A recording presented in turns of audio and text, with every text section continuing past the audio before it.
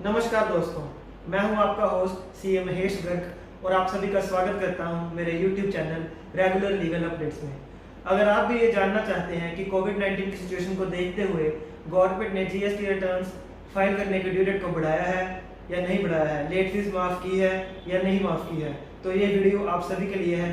बने रहिए इस वीडियो में। तो चलिए शुरू करते हैं।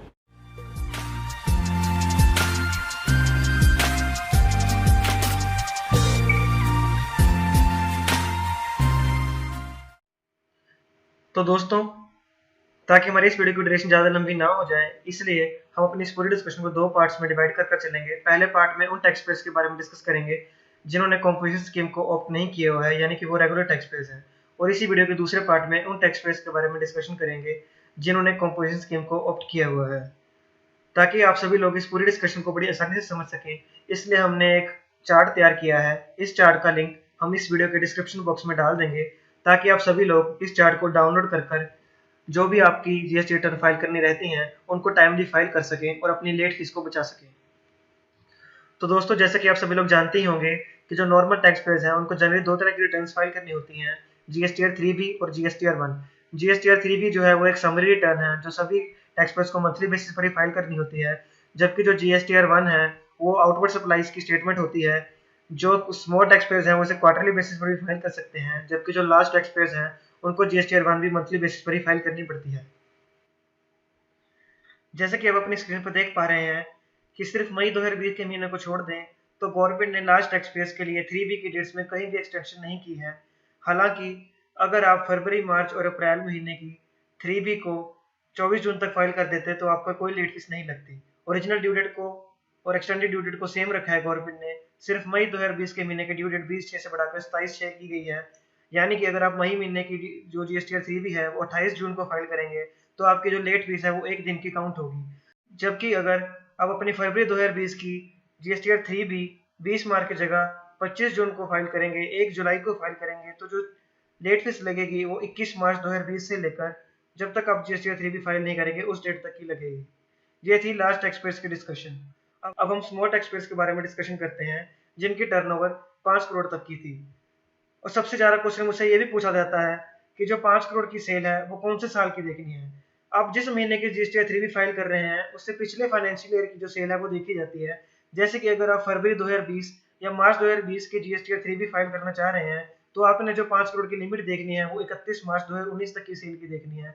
और अगर आप अप्रैल 2020 के जीएसटीआर 3B फाइल करना चाह रहे हैं तो जो 5 करोड़ की सेल की टर्नओवर है वो 1 अप्रैल 2019 से लेकर 31 मार्च 2020 तक के लिए कंसिडर की जाएगी। सपोज कीजिए कि एक टैक्स पेयर था जिसकी 1 अप्रैल 2018 से लेकर 31 मार्च 2019 तक की जो सेल थी वो 4 करोड़ 80 लाख थी।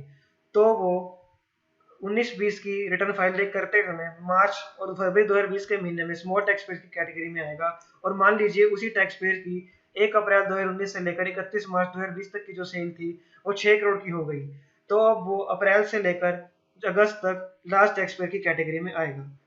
तो जैसे कि हमने लार्ज टैक्स पेयर की डिस्कशन ऑलरेडी कंप्लीट कर ली है, तो हम अब स्मॉल टैक्स पेयर्स की डिस्कशन को स्टार्ट कर रहे हैं।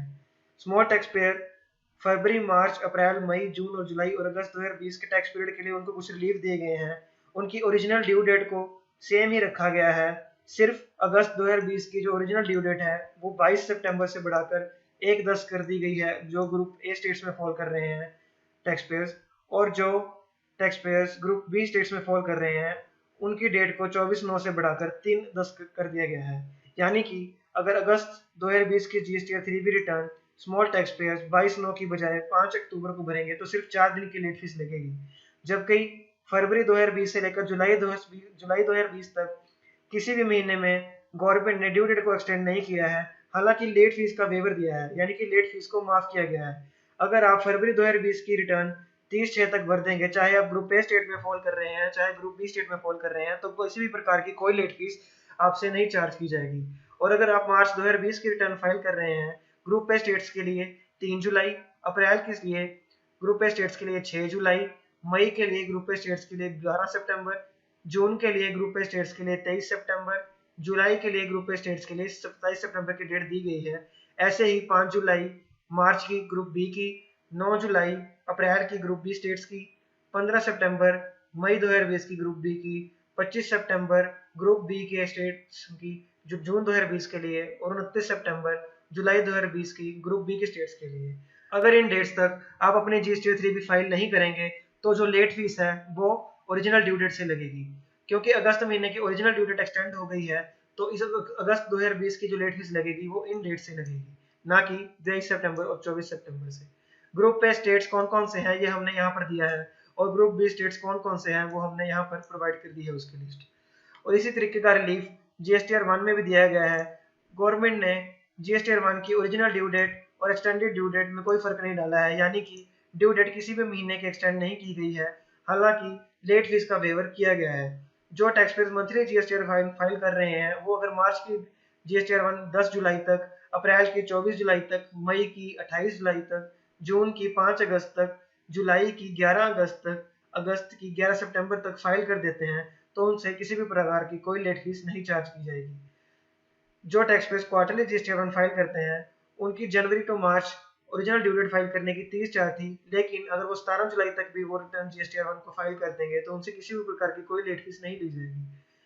वैसे ही अप्रैल से लेकर जून 2020 क्वार्टर की अगर जो जीएसटी 1 है वो 31 जुलाई तक फाइल करनी थी स्मॉल टैक्स पेयर्स को, वो अगर 3 अगस्त तक फाइल कर देंगे तो उनसे किसी प्रकार की कोई लेट फीस चार्ज नहीं की जाएगी।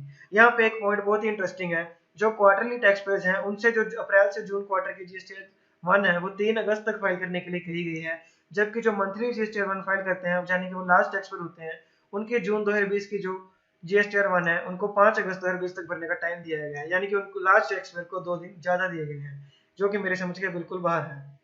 और एक हमने नोट दिया है कि अगर जीएसटीआर 3B और जीएसटीआर 1 को इन डेट्स तक फाइल नहीं किया जाएगा तो जो डेट फीस है वो ओरिजिनल ड्यू डेट या एक्सटेंडेड ड्यू डेट वहां से चार्ज किया जाएगा। और एक अपॉर्चुनिटी जो कि मैं समझता हूँ एक लास्ट अपॉर्चुनिटी है, गवर्नमेंट ने उन टैक्स पेयर्स को दी है जो अभी तक अपनी रिटर्न्स रेगुलरली फाइल नहीं कर रहे हैं। अगर वो अपनी कोई भी पेंडिंग जीएसटी 3B चाहे वो जुलाई 2017 से ही क्यों ना शुरू होती हो, जुलाई 2017 से लेकर जनवरी 2020 तक की जो भी जीएसटी 3B हैं, अगर 1 जुलाई से लेकर 30 सितंबर के पीरियड में कभी भी फाइल कर देंगे तो उनसे गवर्नमेंट किसी भी प्रकार की कोई लेट फीस चार्ज नहीं करेगी, अगर किसी भी टैक्स पेयर की कोई टैक्स लायबिलिटी नहीं है। हालांकि अगर आपकी किसी भी महीने में टैक्स लायबिलिटी होती है तो उस महीने की जो लेट फीस है वो आपसे 500 रुपया पर रिटर्न के हिसाब से चार्ज की जाएगी। हालांकि इसमें एक चीज है जो गवर्नमेंट ने क्लैरिफाई नहीं की है और मैं आपको क्लैरिफाई कर रहा हूँ कि अगर जुलाई 2017 से लेकर मार्च 2019 तक की जीएसटी 3B आप अभी फाइल करेंगे, यानी कि फाइनेंशियल ईयर 17-18 से लेकर 18-19 फाइनेंशियल ईयर की जीएसटी 3B आप फाइल करेंगे तो आप रिटर्न तो फाइल कर देंगे, लेट फीस आपसे चार्ज नहीं की जाएगी। लेकिन क्योंकि आईटीसी लेने की जो लास्ट डेट थी वो फाइनेंशियल ईयर 2017-18 की 31 मार्च को ही खत्म हो गई है और 18-19 की 20 अक्टूबर 2019 को ही खत्म हो गई है, तो आप किसी भी प्रकार का आईटीसी नहीं ले पाएंगे और आप जो जीएसटी 3B फाइल करके टैक्स डिस्चार्ज करेंगे वो आपको कैश में ही करना होगा।